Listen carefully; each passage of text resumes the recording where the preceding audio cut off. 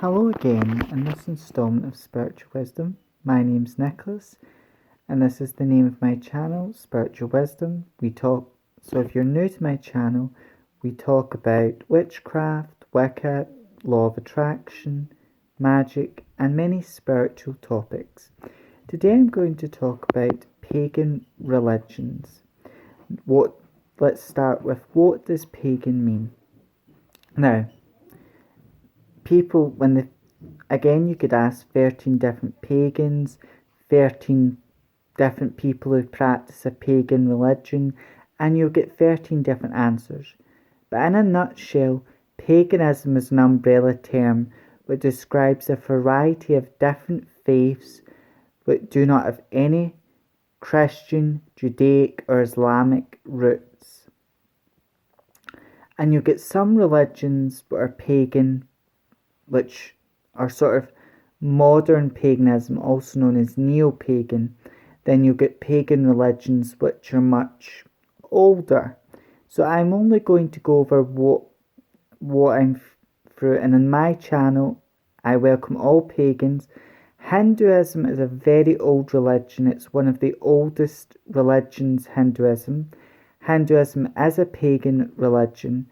Now, even though Hinduism, from an outsider looking in, it's a worship of many gods, it's really a god in a god, and looking at God from honouring different aspects of divinity, and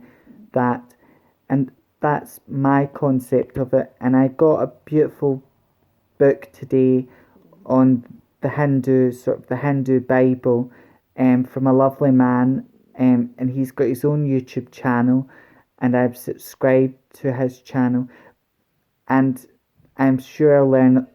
He's been a Hindu monk for 10 years, so I'm sure there's a lot I will learn about Hinduism. But Hinduism is a lovely religion, and it's a pagan religion.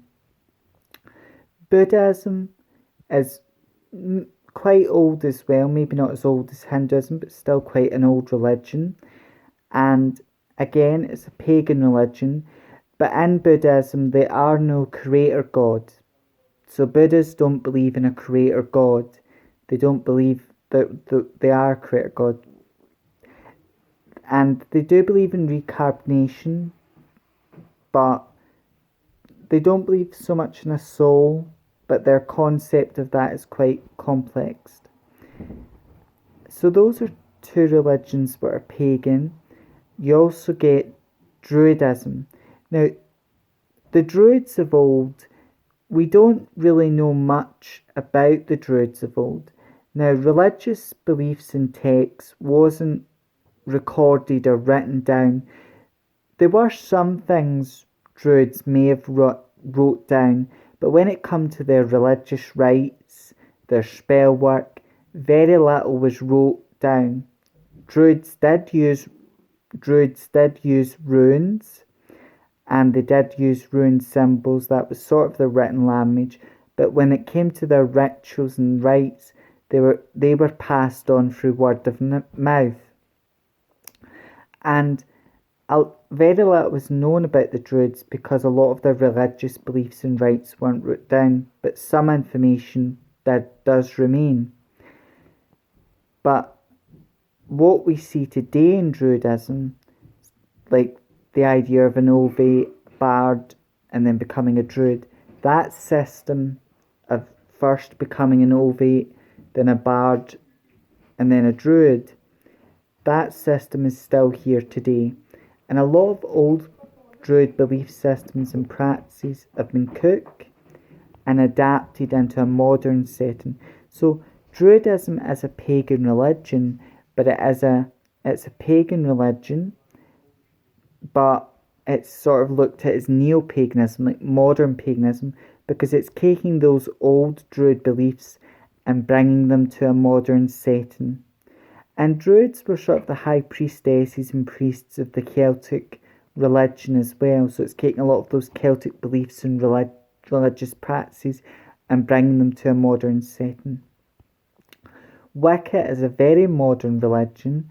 Wicca was popularised in the 1950s by Gerald Gardner, and he was initiated into the New Forest Coven, And Gerald Gardner was sort of a bit of a magpie because he would borrow different he was with the Freemasons for a time. Some of the religious practices in the Freemasons he would borrow from, but a lot of the people who were the Freemason lodge he was part of, and a lot of the people he knew part of that lodge, were interested in different things, and that something else which Gerald Gardner was interested in happened to be witchcraft. And Gerald Gardner travelled a lot, so he learned a lot about indigenous tribes and ceremonial magic, and some of Aleister Crowling's work, Gerald Gardner took that information and transformed it and made it his own. And Doreen Aravanti, he was initiated by her, and he learned a lot from her as well. So he was a bit of a magpie, and the Wiccan religion, is formed from a lot of old pagan beliefs, which have Druid roots and very old paths. So that's mainly how that was formed from that. And so you could say Wicca is the word Wicca means, it's an old Saxon word for witch, and it also means path of the wise. But again, there's a few disputes about where it came from, what it truly means. But mainly it's sort of an old English word for witch. And a lot of the beliefs which are founded in Wicca, like the eight Sabbats, the god and goddess worship, a lot of those old pagan beliefs, Gerald Gardner's founded these beliefs in other systems, adapted them, and brought them into Wicca. Wicca is a beautiful religion, but when it started out, it was a very coven-based system. It was still a beautiful system, but it was a coven-based system. But ever since Gerald Gardner's died, and even in Gerald Gardner's time, the people were initiated into Gerald Gardner's coven. There were some of his practices they didn't like, so they decided to leave, create their own coven. Like you get Alexandrian witchcraft or Alexandrian Wicca. And Alexandrian witchcraft is similar to Gerald Gardner's practices, but only they're not as secretive, and there's a few differences. And you get a few other practitioners who were initiated into witchcraft, into Gerald Gardner's style of it, and they left and made their own style of witchcraft. And at Wicca, there is like a tree.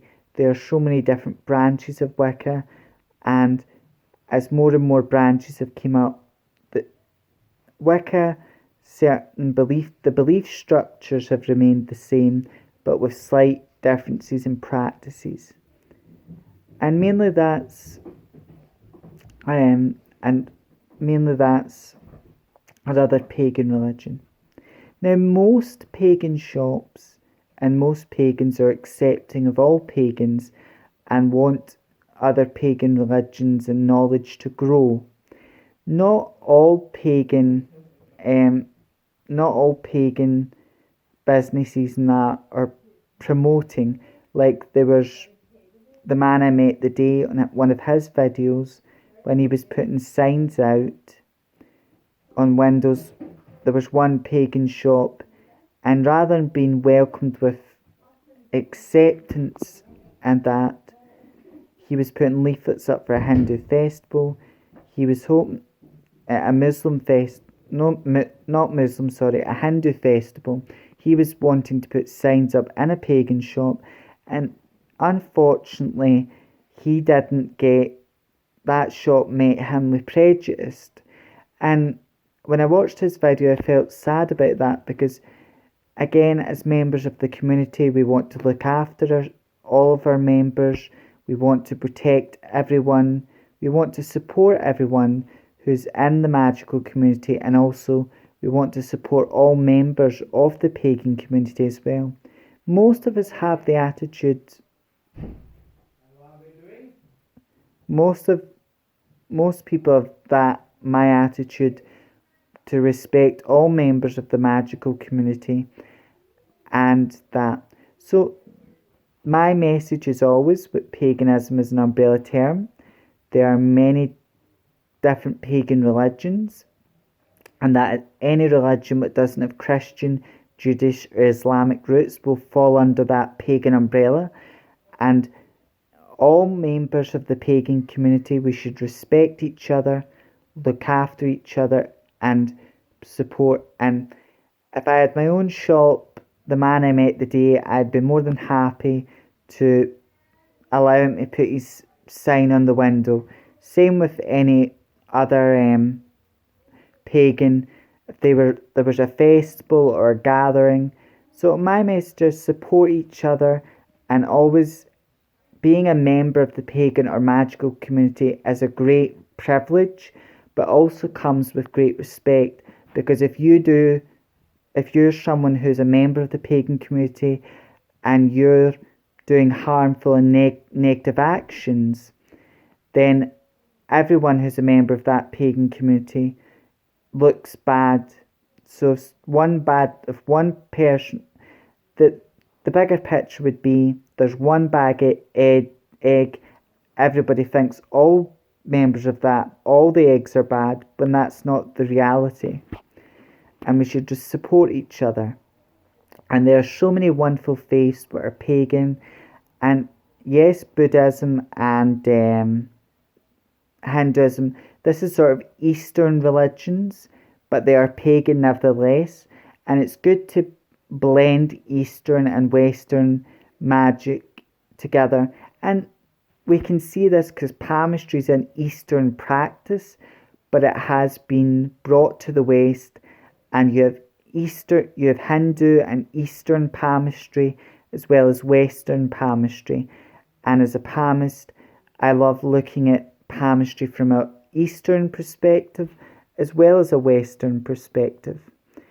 And as always, this again, and it's just like if you had someone who claimed we're all psychic, some than others, but someone claimed to be very psychically gifted, they're doing readings, but they're not doing them. And I do think people who are psychic and they do readings do deserve to make money out of what they're doing, especially if they're good at what they're doing. But if you get one person who's psychic, they're a con artist, then people think everyone who claims to be psychic and is doing psychic readings is just out there to rip you off. And that couldn't be further from the truth. Because when I do psychic readings, I do them with the intention to bring that person wisdom, to bring them clarity. And I see a psychic reading as giving guidance, giving that person knowledge, and giving them a message from the universe. And the money I make from that reading will just help me buy more books about the subject I'm learning about. And the money I make from it allows me to learn more, to buy more tarot card decks, to buy more palmistry books, and learn as much as I possibly can. So that's how I see it. However, I will talk about making money, having a spiritual career and making money out of it will be one of my next videos. But this video is about how understand that all pagan faiths are sacred, they're all wise, and that we as pagans should all respect each other, help each other, and also love each other and protect each other. And what you put out always comes back or will be reflected back to you. However, until the next installment of Spiritual Wisdom, my message is, may your gods treat you as you have treated others. Be kind and respectful to everyone, and look after all. Be wise and responsible, and look after all the members of the magical community, and support one and each other. May meet, may part, and meet again. Blessed be.